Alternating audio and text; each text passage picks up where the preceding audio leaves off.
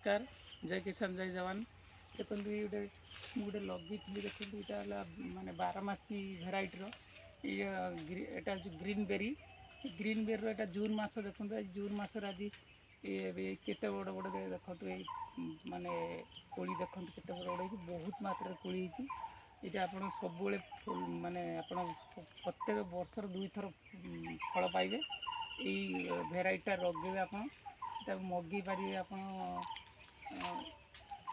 Online भी मगै पारे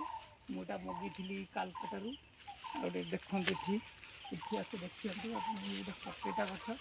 माने देखो ये कटिंग कराई माने थाक थाक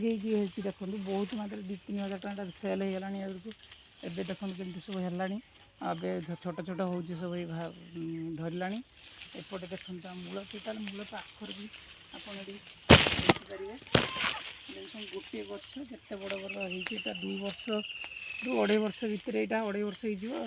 देखो ये तलू पूरा मूलर देखो पूरा थाक थाक होमती आप कटिंग कर लगे ये देखो एपटे एपटे देखो ये गछ देखो एपटे देखो हाँ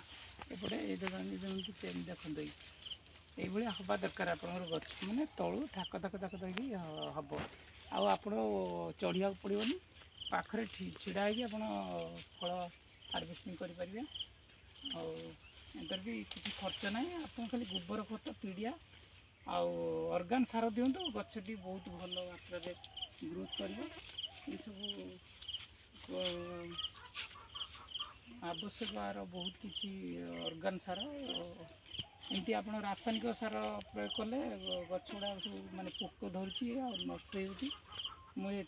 ऑर्गेन सार सब यूज करे भल जैव सार जोटा जैव सार आप यूज कर नमस्कार।